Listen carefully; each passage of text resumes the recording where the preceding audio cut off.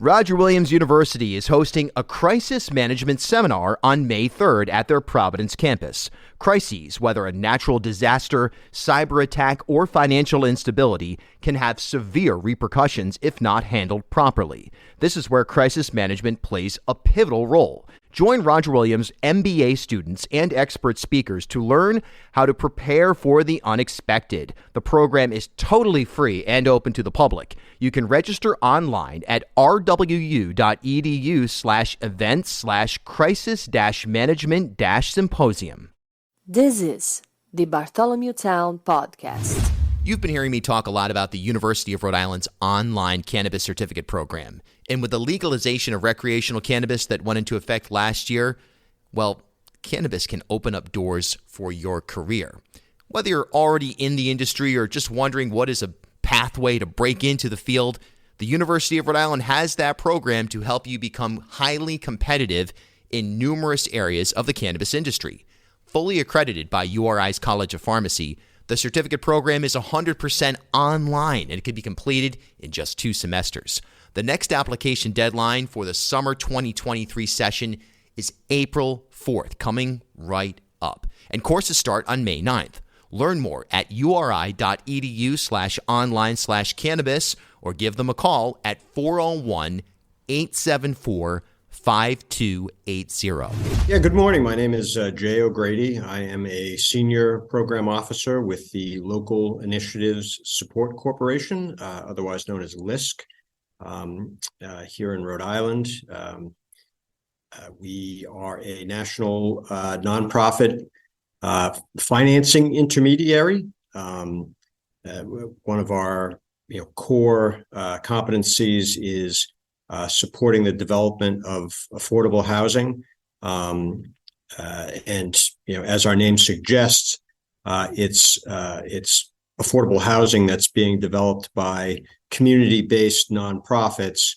In other words, the local initiative would be something brought forward by a One Neighborhood Builders, as an example, or a church community housing if you happen to be down in Newport County, or NeighborWorks Blackstone River Valley if you're up in Woonsocket or the northern part of the world.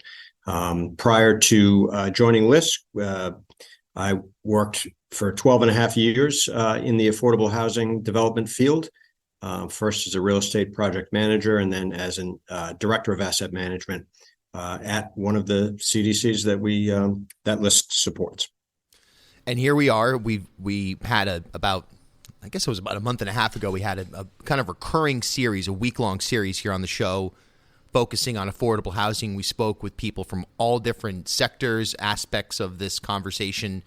And I think we left that week-long series with a basic understanding of the fundamentals of this challenge right now, the housing crisis in Rhode Island, boiled down very simply to supply and demand. And that's across the board. I mean, this morning we see an article on WPRI.com that suggests that the Superman building may require more taxpayer dollars. That would be on the luxury side of the spectrum, if we're being honest about it. But on the affordable side, there's a great deal of challenges just to getting projects even through to the point where a zoning board would consider it.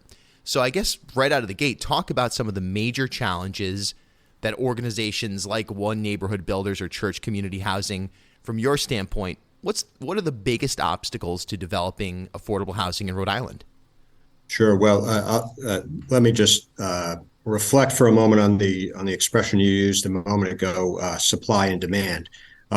If housing were a perfect market, then supply and demand might in theory work. But in this case, the demand is not effective demand. And what I mean by that is that, if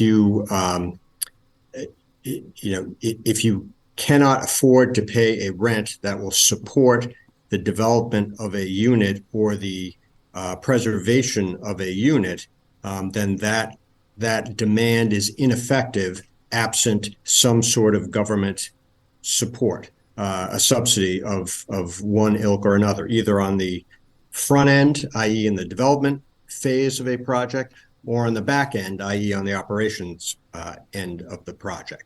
And so, what you see not just in Rhode Island, but everywhere else in the country is sort of a tapestry of where what's woven together are front end supports in the form of development subsidies, whether it be the low income housing tax credit or whether it be a home that's capital HOME, which is a HUD subsidy program that provides capital into a project, or on the back end with some sort of housing choice voucher, either a traditional Section 8 voucher, or it could be a veterans-oriented voucher, or it could be an elderly voucher or a special needs voucher. So, the supply and demand is something that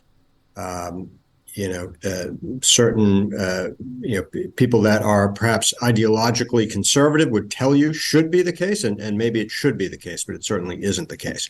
But to get to your question, what are some of the challenges that are facing folks right at the beginning, right out of the gate, to try to get a project to the point where it's even eligible for a front end subsidy. Rhode Island Housing is really the keeper of the keys here in Rhode Island. They are, the predominant provider, allocator of housing subsidy dollars, and they just had what they call a consolidated application due back in January, in which one could apply for any and all of the subsidy resources that they have at their disposal, and they were dramatically oversubscribed. So if they had, and I'm going to get these numbers wrong, but let's say they had $150 million worth of subsidy sources that were available at that time, they received something like, I don't know if it was 300 million, but almost double what they could support. But to even get to the point where you can put in an application where it's going to be scored, you have to present a project that has some legs to it, right? So you have to have at least some preliminary architectural drawings done. You have to have some preliminary discussions about what does zoning allow on whatever particular site you happen to be talking about. And if zoning does not allow what you're proposing to do by right, then you have to have some strategy that you've already thought about for how you would get from where you are to approval stage.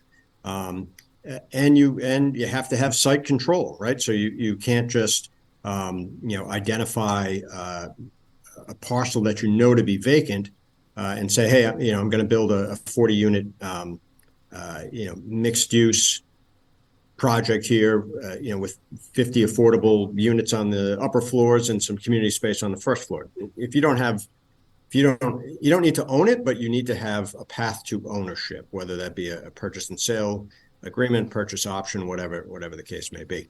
And everything that I've just mentioned there costs money, right? So our architects are not, as much as the development community might like to view them as partners in a stakeholding sense. They won't work unless they get paid, right? So I'm not aware of any architects in Rhode Island that will say only pay me if the project gets funded. No, you need to be able to pay them up front. Everything that I've mentioned there costs money, costs a lot of money, and it costs more as the project size increases. And so, one of the things that LISC is able to do is to provide a early stage, first in, at risk, pre-development capital, which is very difficult to find. In the private market, right? So if you were a community development corporation, church community housing, just as an example, and you were to go to Bank of Newport and say, hey, I need $400,000 to do pre-development work on a project that may or may not get funded, and your takeout is dependent upon us paying you back, i.e., taking out your debt, is dependent upon us getting this project advanced through the Rhode Island housing process, which, as I just mentioned, is oversubscribed to almost double extent. That's not a loan you're likely to get, right? Mm-hmm. So LISC and others do have pre-development dollars that are crucial to getting these projects moved forward. And once you do that, and take care of the sort of third party items that I mentioned, the architect, the site engineering, the site control, a zoning expert that might be able to, typically a lawyer that might be able to guide you. There's a lot of financial feasibility work that needs to go in to the process as well, right? So you need to, be able to figure out, okay, what is, let's say it's a 40 unit project. What are the rent restrictions likely to be on these units? And that's a function of the subsidy source that you intend to pursue. And then, once you know what those what your rent restrictions are, you can generally figure out what your revenue is going to be from a fully occupied project. And from there, you'll have to figure out then, of course, what your operating costs are going to be. And those operating costs are, typically high, almost, I would say absolutely higher for affordable housing generally, but higher still for more deeply subsidized affordable housing. So if you're looking at a typical low-income housing tax credit project, and I'm failing to recall whether or not you discussed the low-income housing tax credit source in any detail. No, we did not. Nope. Okay. Yeah, all right. Please. Well, let's put a pin in this. I'll get back to it. But if you take just your run-of-the-mill low-income housing tax credit project, it's those rents are typically restricted to 60% of the area median income. And so you would find households adjusted for household size. So you would figure out what the household size is based on the number of bedrooms that each unit is offering. You would figure out what the 60% AMI area median income is AMI. You figure out what that is.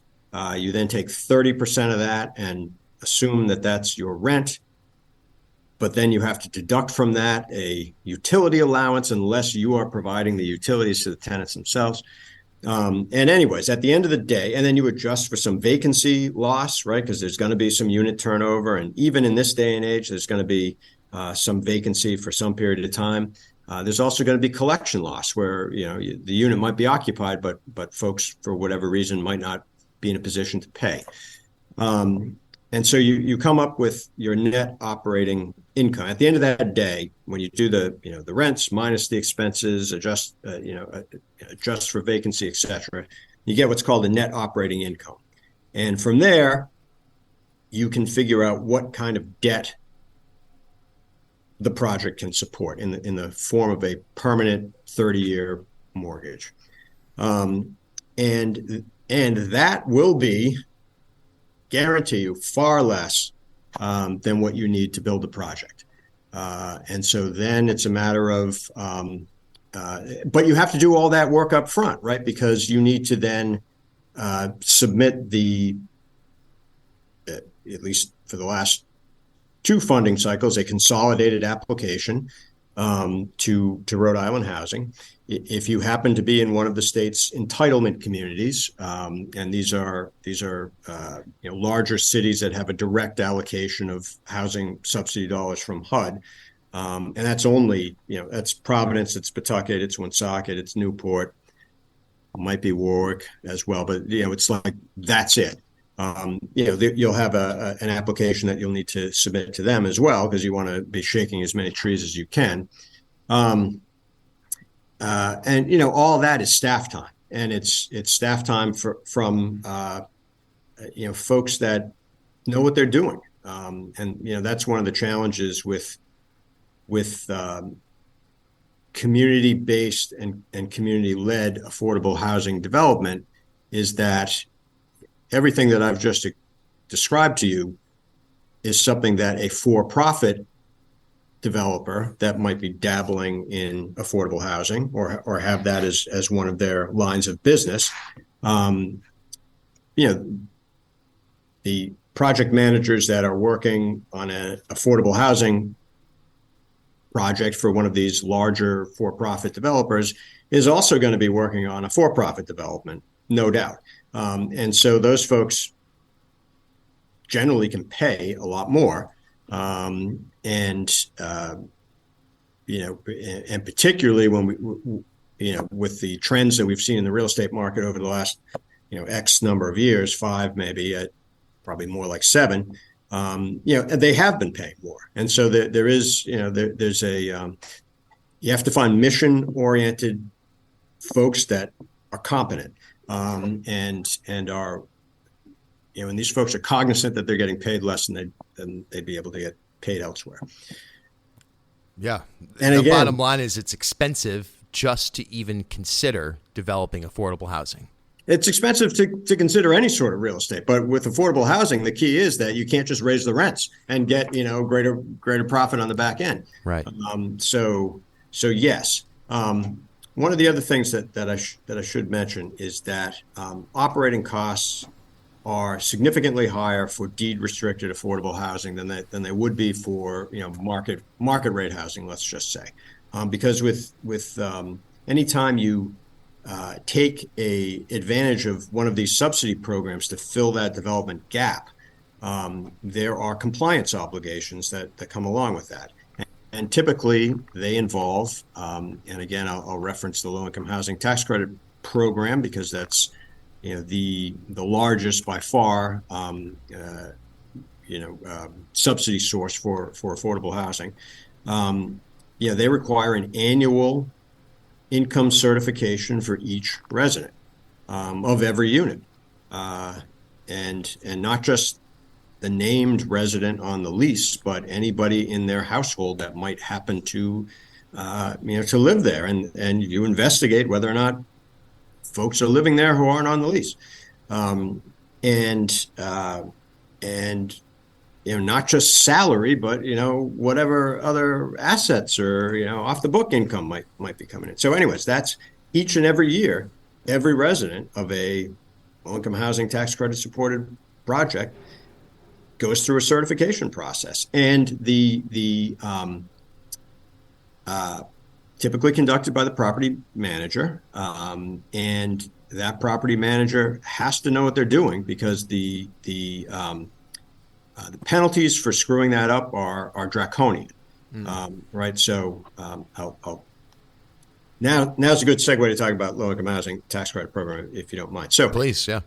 Low-income housing tax credits, otherwise known as LITECs. If you spend any time dealing with affordable housing, you'll run into that almost immediately. It is an IRS program as opposed to a HUD program. And essentially what it does is it provides a tax credit that is a function of the eligible development costs for any particular project. And so there are two types. There's a 9% LITEC and there's a 4% LITEC. And it is as simple as it sounds. The 9% LITEC is 9% of the what they call eligible basis. That's the allowable development costs in the calculation. The 4% credit is 4% of the eligible basis. So you figure out what that number is, and that's your annual allocation of tax credits that are awarded to this project. for it's an annual award for 10 years.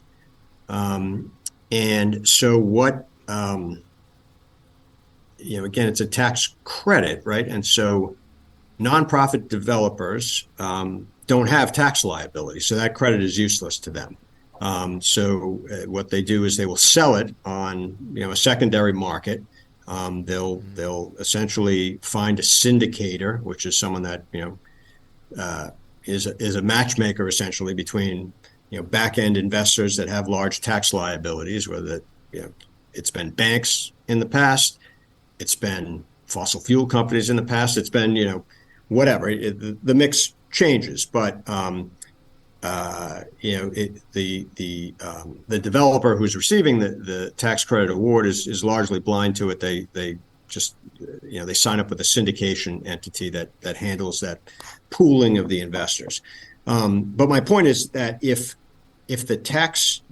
the project goes out of compliance anytime within the first 15 years, even though there's only a 10-year tax credit award cycle, if it goes out of compliance anytime in the first 15 years, IRS has the right to recapture those tax credits and any penalties that may accrue to it. So if you're talking about a $10 million LIHTC award to a 60-unit project that in year 14 goes out of compliance, then HUD takes back not HUD, the IRS takes back the initial 10 million plus 14 years of compounded penalties. So even if everything was compliant for years 1 through 14, doesn't matter. And so the stakes on getting compliance right are extremely high as a result. And the syndicator has great risk, business risk, reputational risk, etc. And so they will typically only, approve a developer to bring on a third-party property manager that knows what they're doing. So, and that's expensive. It can be as expensive as, it's $7,500 per unit per year is not an atypical operating cost for a LIHTC unit, low-income housing tax credit supported affordable housing unit. And if you're talking about a permanent supportive housing unit, this is units that are reserved for folks that generally make 30% of the area median income or less. Typically, these are folks that are either at immediate risk of becoming homeless or have recently transitioned away from homelessness. These units are service enriched. You don't want to throw somebody to the wolves and say, hey, you were homeless for 2 years and the state failed you and you dealt with incredible hardship during that period of time, but here's a unit, good luck. Yeah. So that doesn't work. There's a whole bunch of stuff from just basic stuff, norms of apartment living, to more advanced stuff like financial, self-sufficiency. And there's a continuum between those two. And the developer is generally on the hook to provide that, or they would not have gotten particularly if they've announced that as their intention in the applications that they've originally submitted. So I feel like I'm babbling. This is what you get at 9 a.m. Well, this is great. This is such an in-depth look at this that it's so appreciated because, we when we do an overview of these topics or this topic, because it's really the critical topic of the moment, it's so easy to just summarize things in, a Cliff's Notes version. And the reality is, as you just proved, this is way more complex than just, all right, let's build affordable housing tomorrow. Yeah, yeah, and the other thing is, right, so to do this with, so one way to get at the so there's always in affordable housing, particularly in this construction cost environment, there's going to be a gap between what your project with its restricted rents can support from a straight debt standpoint versus what it costs, right? So, so you're again you're filling that gap with subsidy, and as those, um, I had a point, and see, this is where I mentioned the inarticulate hour that we're meeting. Maybe I'll recall that point. It was a brilliant point. You would have loved it. But yeah, I mean, it's vexing, right? And Right. there's, I got into this back when I was, my first career was in the HR world. But then, I'll date myself now to say when the dot-com bubble imploded, I found myself with some time on my hands. I went back to grad school, initially in the URI planning program, and I had to do an internship, and there was a small nonprofit in Woonsocket that was doing affordable housing, and I said, yeah, I've never understood why you just can't. I mean, supply and demand. If there's a demand for units and there aren't units, why, let's build it. But it just doesn't. I know what I was going to say.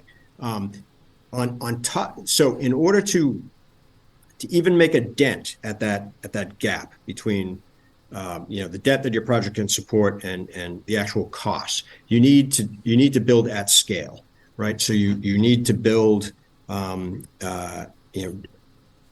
40 unit projects minimum. Ideally, you'll be able to do like single buildings with multiple units, double loaded corridors, perhaps, although we don't seem to like that around here. But the idea is you want to minimize the number of roofs that you have to replace. You want to minimize the number of paved areas that you have to plow, et cetera, et cetera. But there are very few places in the state of Rhode Island, and I'm not going to say the exact number because I'd probably get it wrong because I'd probably overestimate. But there are very few places in Rhode Island that allow for the building of multifamily housing by right, and it's an insidious issue for developers of affordable housing. They face this legal fight with municipalities time and time again, and it makes things even more expensive than they might otherwise be. Right. And so one example, and I don't mean to pick on the city of Pawtucket, but I happen to know this because I've looked at this particular example. So the city of Pawtucket has 3 areas that are zoned multifamily. However, although they are zoned multifamily, there are also caveats from a dimensional perspective. So in order to build a multifamily, which by the Pawtucket zoning code is 3 units or above, you have to have at least 75. Your lot has to be at least 7,500 square feet, and you have to have 100 linear feet of frontage. And I would, I challenge you to go look at the 3 areas of Pawtucket that are zoned multifamily, and look at the plat map that shows the parcels, and tell me how many of those you can find with 100 feet of frontage, Right. let alone 7,500 square feet. So even in cases where you might have, three triple deckers side by side that, God forbid, burn down, you couldn't rebuild them. You couldn't rebuild them by right as they are. So this shows that zoning is in and of itself a part of the pie of, or I guess one of the major ingredients when it comes to resolving this challenge, but it's not. It's oftentimes framed as the solution. Go to the municipal level, find an example like you just mentioned, Yeah. rezone, and then 2 days later, shovels are in the ground. But that's just one step of so many in this convoluted. Let me ask you this: Yep. from your experience, is the system, and I use that word, I guess we'll call it capital T, capital S, just as if it's a system. Yep. Is it way too overcomplicated? Is it a federal issue in terms of just rethinking reimbursement, tax credits, and everything that could potentially streamline incentivizing developers, whether it's in Pawtucket or in somewhere in Kentucky? Is this a federal issue as much as we oftentimes frame it as a municipal issue? Yeah, I mean, I think, again, using the low-income housing tax credit program as an example, right? At the end of the day, what the low-income housing tax credit program yields for developers on the ground is a subsidy into their project.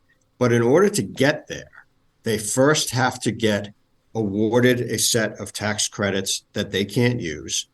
They then have to find somebody who will sell them to others who can use them. But unless you're in certain markets that support it, you're going to be taking a discount on the par value of the tax credit.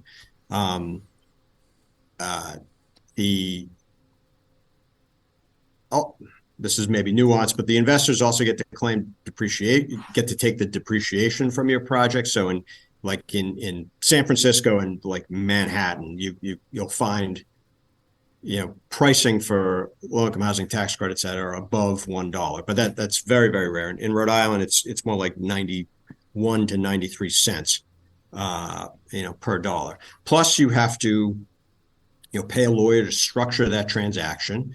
And you have to pay the syndicators lawyers to structure the transaction on their side, because they're not going to take a loss on that.